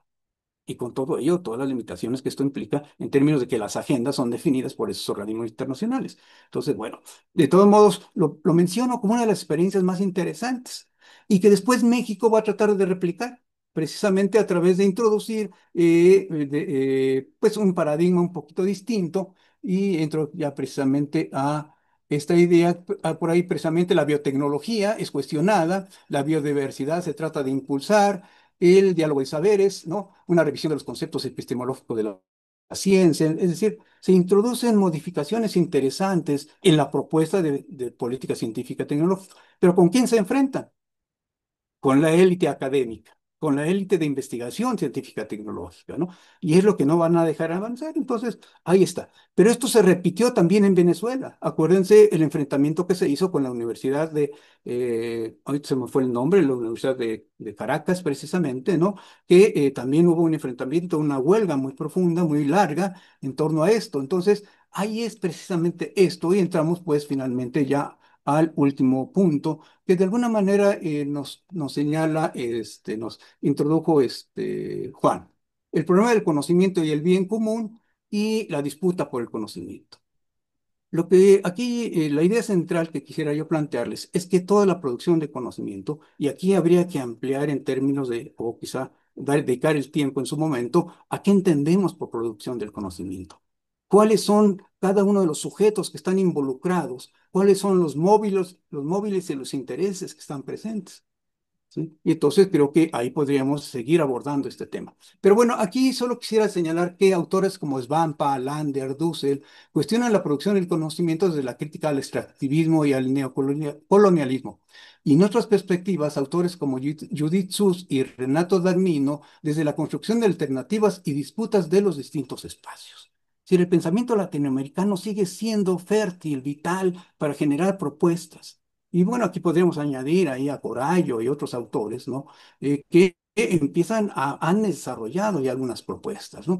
Y entonces, bueno, pues precisamente, está en disputa lo que ya señaló este Juan, los derechos de propiedad intelectual, pues es una disputa por la privatización y apropiación del conocimiento, ¿no? Es la mercantilización del mismo, pero también la educación superior. Fíjense, los datos son brutales en términos de la educación superior, el porcentaje de privatización. Fíjense, en Chile el 83% la matrícula es privada, ¿no? Brasil el 75%, Perú el 75%.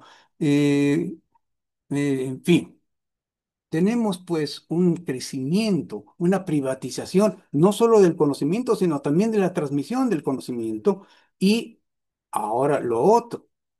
¿Qué pasa entonces en términos de nuestras instituciones universitarias?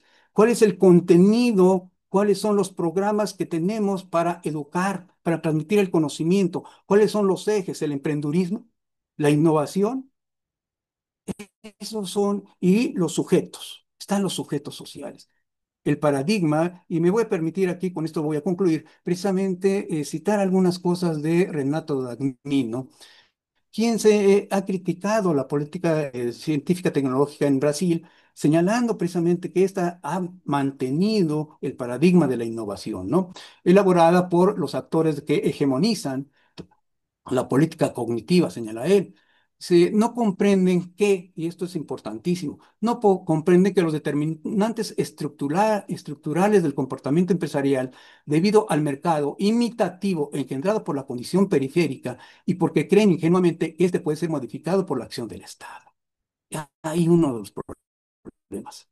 Las universidades no van a resolver el problema de acumulación de capital ni los requerimientos inmediatos que demanda el capitalismo, porque estamos en una situación subordinada, ¿sí?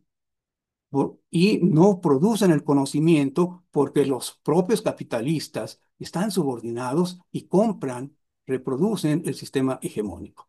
Habrá sus excepciones, ¿sí? Pero en términos generales está esa discusión. No comprenden entonces los determinantes estructurales del comportamiento empresarial, decíamos, ¿no? Y bueno, él propone no confiar en los gobiernos progresistas y construir un programa político que articule a todos los segmentos populares.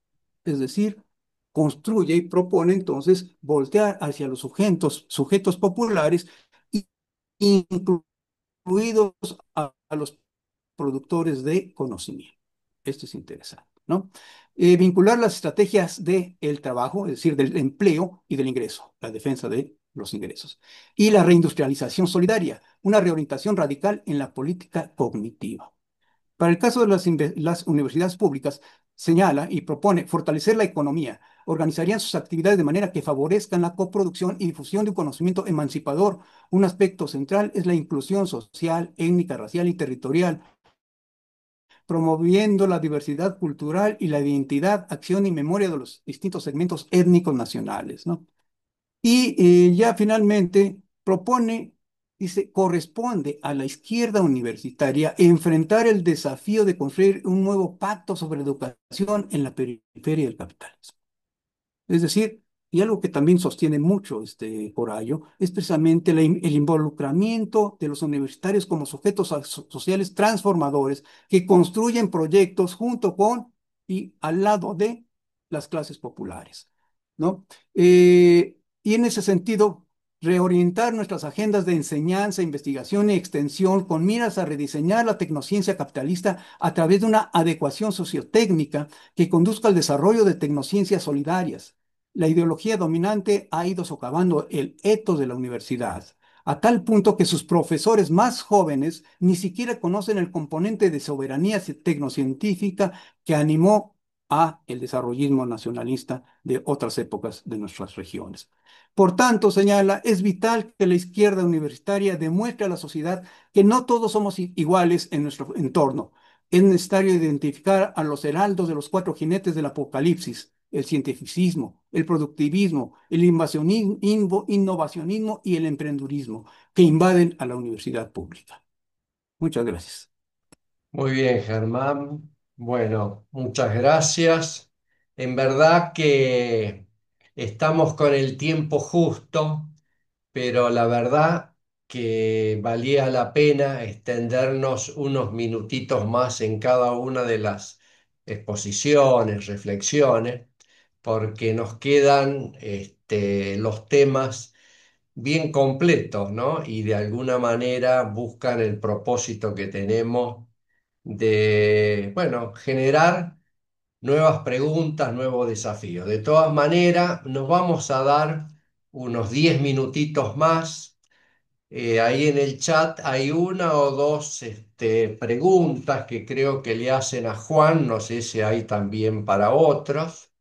Y también, bueno, abrir este pequeño espacio que tenemos para algún comentario, alguna pregunta, aprovechando que la temática nos vincula de manera directa con el espacio no institucional solamente en el cual estamos, sino también con el propósito de estos encuentros y de estos ciclos que de manera transversal tocan cada uno de los cursos en los cuales nosotros permanentemente estamos trabajando, además de las actividades del centro.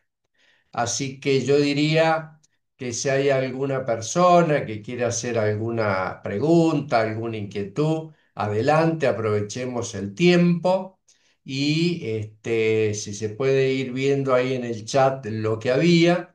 Yo, mientras tanto, solamente dejaría como una inquietud ver si, bueno, cada uno de ustedes lo pueden, digamos, no hacer una síntesis, pero sí como un pequeño parte del cierre, ¿no? Soledad, en su exposición, entre las tantas cosas e información que nos da, me parecía interesante porque tanto Soledad como Juan argumentaban que, bueno, no había ninguna novedad, todo lo conocíamos, pero qué importante que es visualizar estos temas, ¿no? Soledad hace hincapié, entre otras cosas, en la mega red del conocimiento y también se plantea si es la única forma posible de articulación tal cual como estaba. Y, entre otras cosas, destacaba las agendas exógenas, ¿no? Entonces ahí me gustaría alguna referencia, algún comentario en cuanto a qué debilidades Soledad encuentra que uno para pensar la transición, el cambio, ¿no? El cambio de dirección, uno puede poner el acento. Como así también en el caso de Juan, cuando habla el tema de patentes y desarrollo, creo que ahí hay un tema de cómo acceder, de quién se queda con el excedente finalmente de ese producido, que es tema del debate.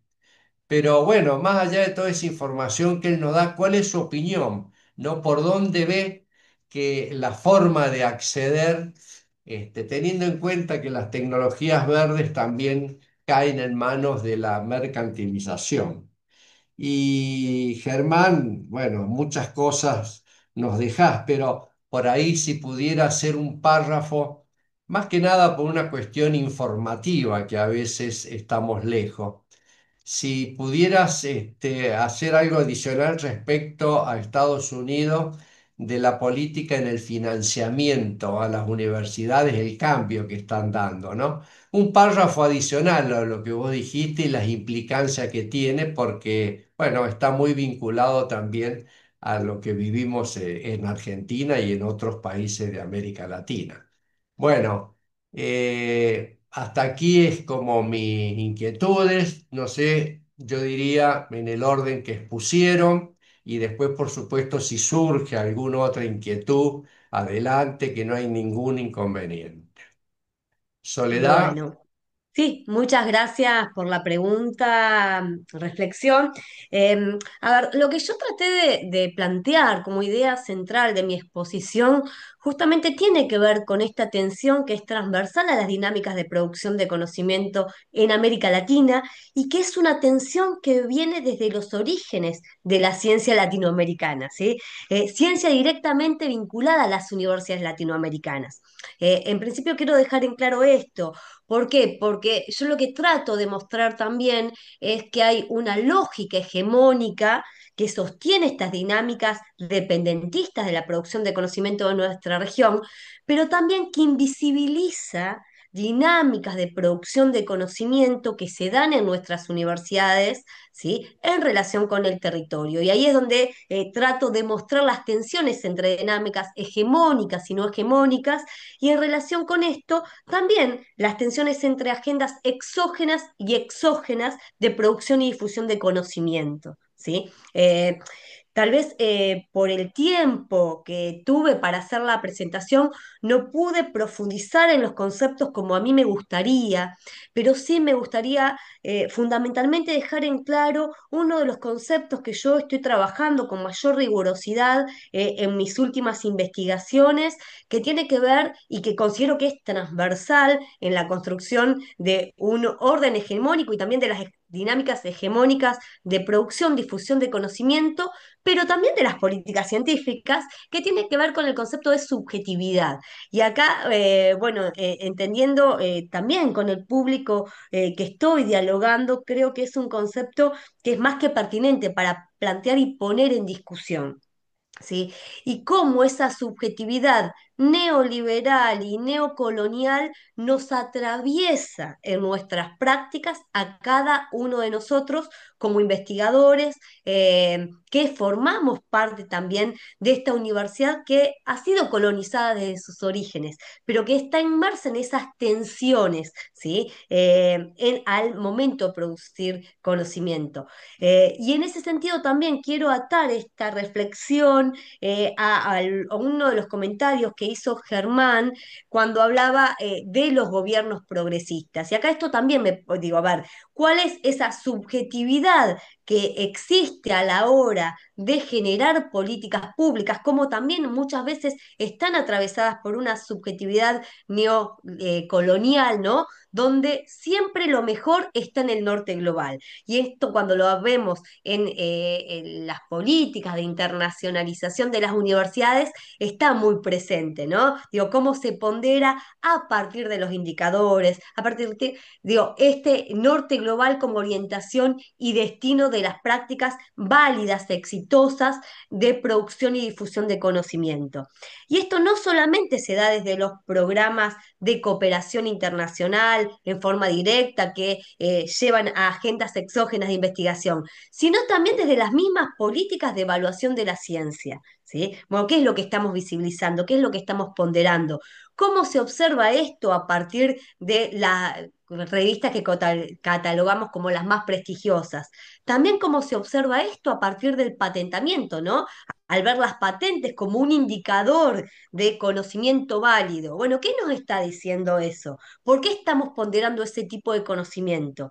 ¿Qué universidad estamos validando y qué conocimiento estamos validando a partir de esto?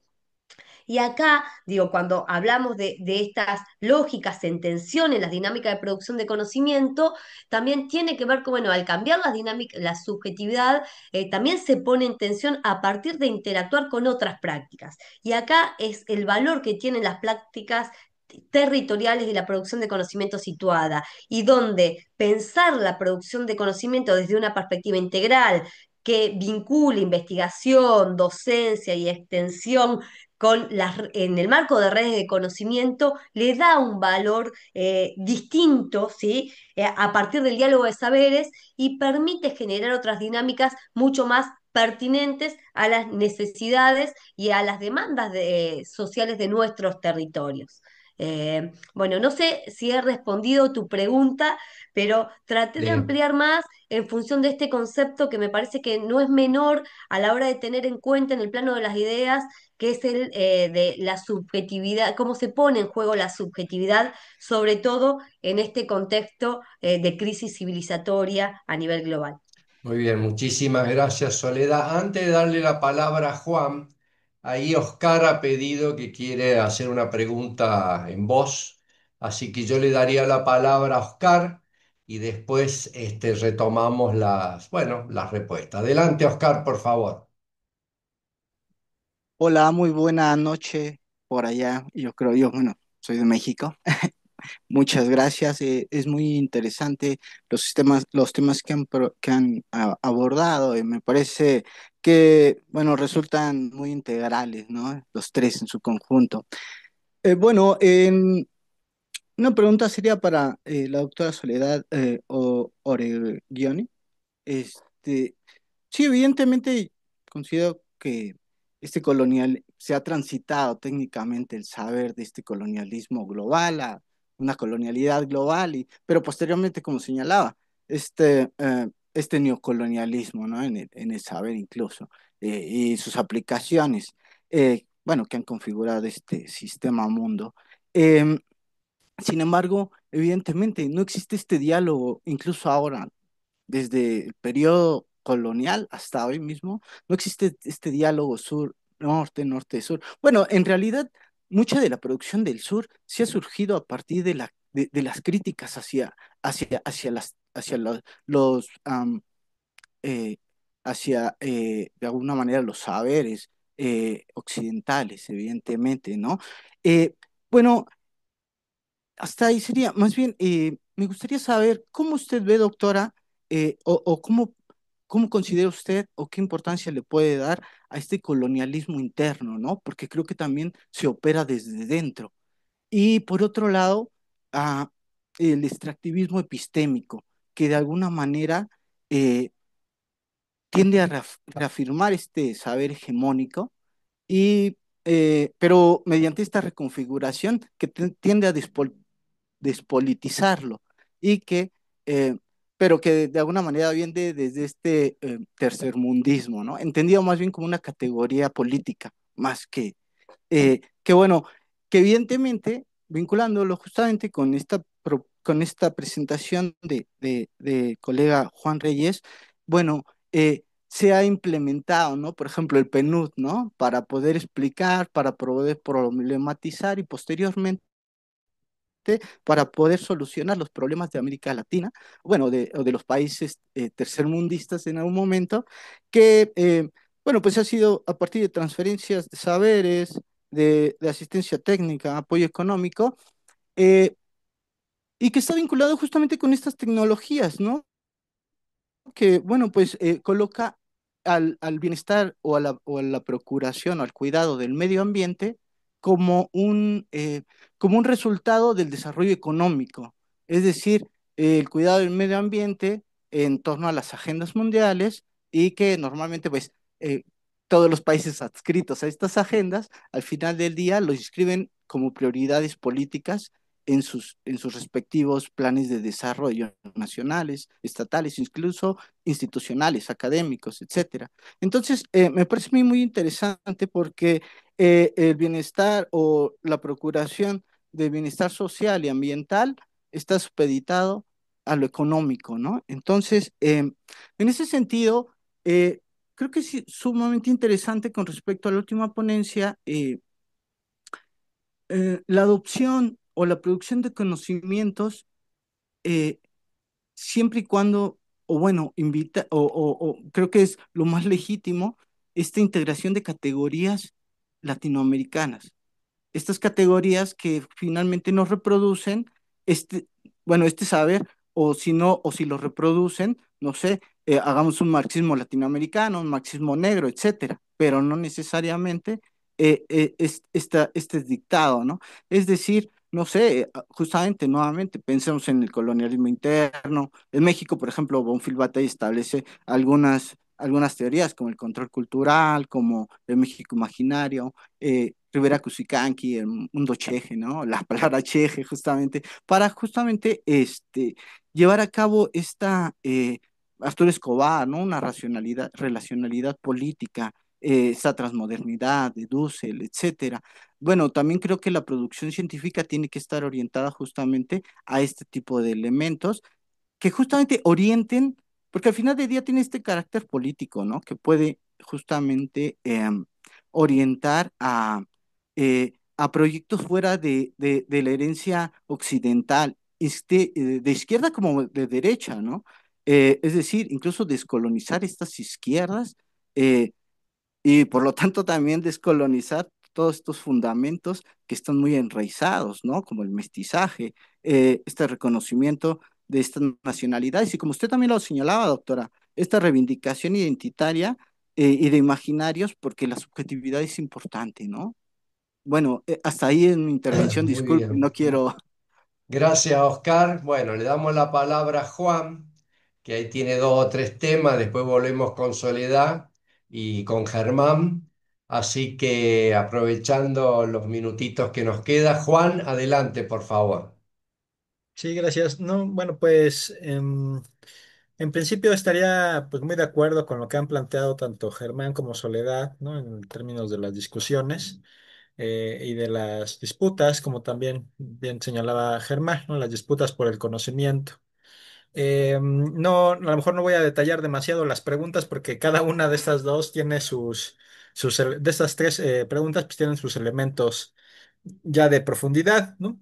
Solo señalar muy brevemente, pues sí están estas tensiones, las defensas por los semillas y los saberes originarios, ¿no?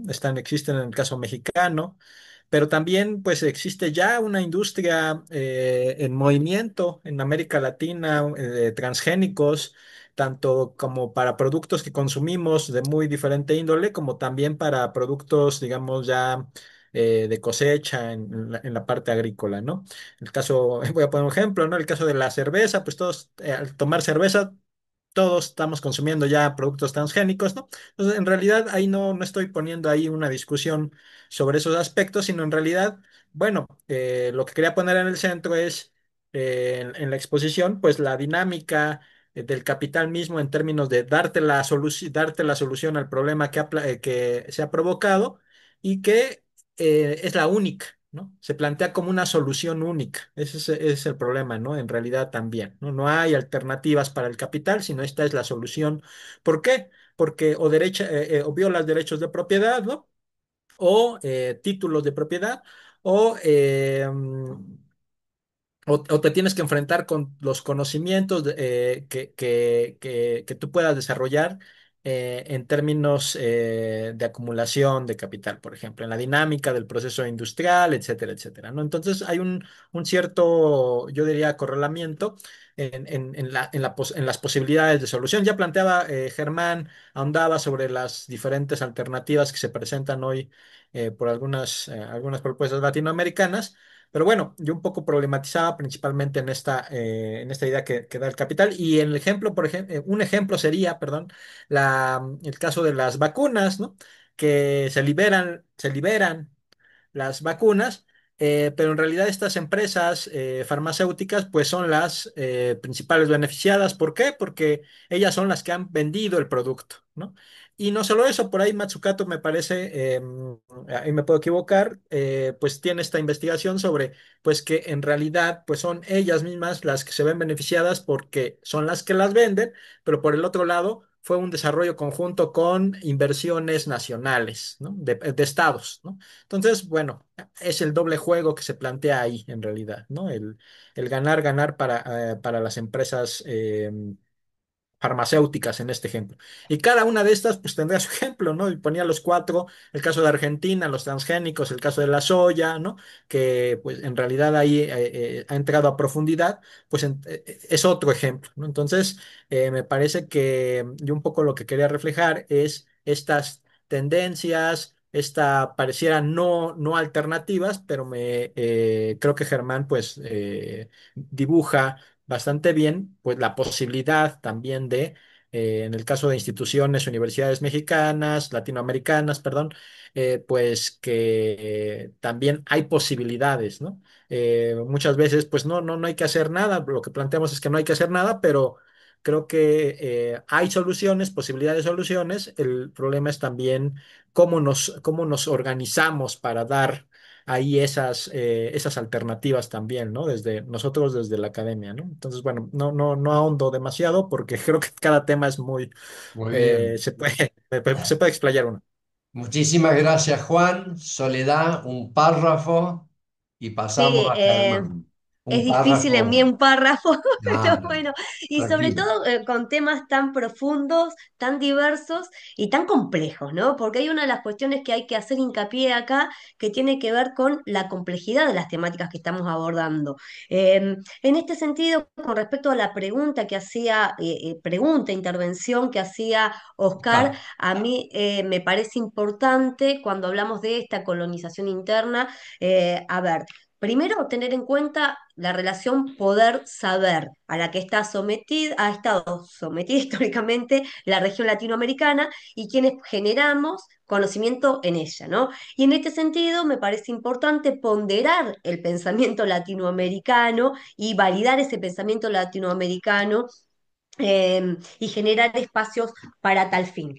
En relación, y en este sentido, teniendo en cuenta, bueno, que estas relaciones poder-saber ponderan quiénes son las personas que tienen autoridad epistémica para generar conocimiento y quienes no, y plantear fundamentalmente problemas de conocimiento. Entonces, eso creo que es uno de los puntos centrales a ponderar, ¿sí? Y también a buscar respuestas y soluciones desde América Latina. Y en ese sentido también los invito a que visiten el Foro de Pensamiento Nacional Latinoamericano, donde estamos haciendo desde la academia también un esfuerzo político para revitalizar nuestro pensamiento a nivel nacional y latinoamericano en relación con problemáticas que son problemáticas muchas veces, problemáticas globales que tienen particularidades en nuestros contextos. Y acá tomo esto para también dar respuesta a lo que planteaba Oscar en relación a la agenda ambiental.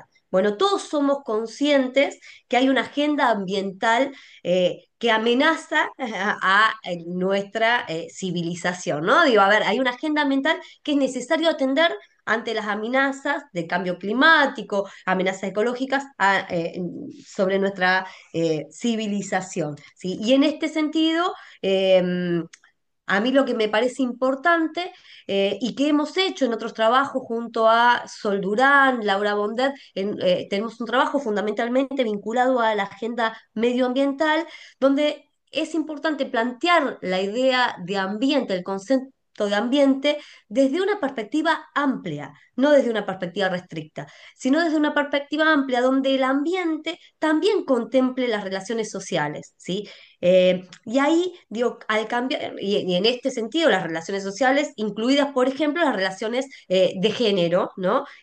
Cuando hablamos desde una perspectiva, desde el ambiente desde una perspectiva amplia. Y en este sentido, estas agendas globales son importantes de abordar, pero el problema que muchas veces subyace son las relaciones de poder, desde dónde se construyen esas agendas y las respuestas y los lugares para construir esas respuestas que muchas veces se los da a la región. Y acá, yendo nuevamente al comentario de Oscar, que lo vinculaba, por ejemplo, con los organismos internacionales, ¿no? Digo, bueno, a ver, el problema son las relaciones de poder que se plasman muchas veces en esos organismos internacionales, no que se trabaje en forma colaborativa, porque ese es el objetivo, cooperar para dar respuesta a esos problemas globales, pero poniendo fundamentalmente fuerza también en lo que es la voz de América Latina en esos espacios. Como se ha hecho históricamente, por ejemplo, desde los países no alineados, ¿no? Digo, de todas las reivindicaciones anticolonialistas que se han dado en Naciones Unidas. Entonces, digo, como para ir separando algunas cosas, porque también, digo, es distinto cuando hablamos de estas agendas globales como la agenda ambiental, de cuando hablamos de las agendas de investigación que se generan a partir de dinámicas de cooperación asimétricas en las megas redes de conocimiento que están lideradas por determinados actores, ¿sí? Digo, son espacios distintos. Por eso, para identificar y problematizar, también es necesario pensarlo desde una perspectiva situada. Bueno, ¿de qué agenda estamos hablando y quiénes son los actores, los intereses y las relaciones de poder que subyacen en ellas, tanto la generación de problemas como la generación de soluciones? Bueno, creo Bueno, que en parte respondí. gracias Soledad, muy amable. Bueno, Germán, tu cierre y más que agradecido con ambos. Adelante, Germán. Sí, bueno, se haya ido el tiempo, creo que nos estamos excediendo del mismo, pero bueno, trataré de hacer un comentario final, nada más muy breve. Yo creo que hay una serie de propuestas de reflexiones teóricas que debemos seguir explorando.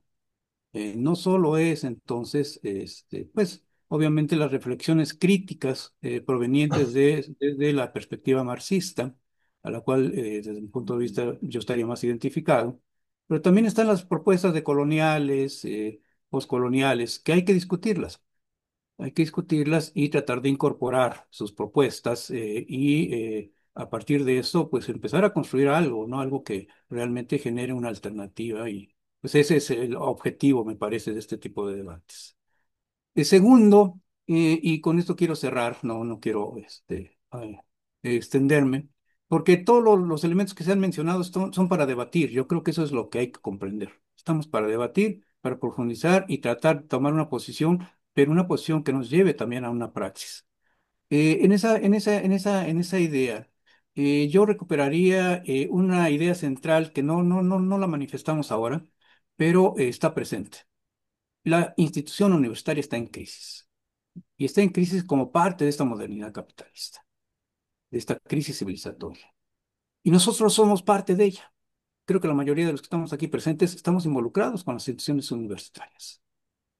Y entonces ahí viene una llamada de atención, una invitación a que nosotros repensemos entonces nuestras prácticas, nuestras formas de pensar y actuar. Yo bromeaba al inicio porque con Enrique sí había que festejar ahora, si los argentinos estaban festejando. Pues obviamente no, es decir, el pensamiento crítico no puede festejar este tipo de resultados, ¿no? Porque también nos cuestiona, es decir, eh, ¿por qué el 40% de los votantes están con mi ley? Con esa propuesta, pues no sé ni cómo denominarla, ¿no? Pero es brutal el que los jóvenes estén pensando bajo esa idea. Nos cuestiona porque finalmente estamos trabajando con jóvenes. Y en México no estamos tan separados de esto, ¿no? Entonces, creo que es esa parte en la que creo que nos tenemos que plantar y entender que la universidad es un espacio en disputa. Es un espacio que tenemos que reapropiarnos, reconfigurar, construir, reconstruir, generar un proyecto.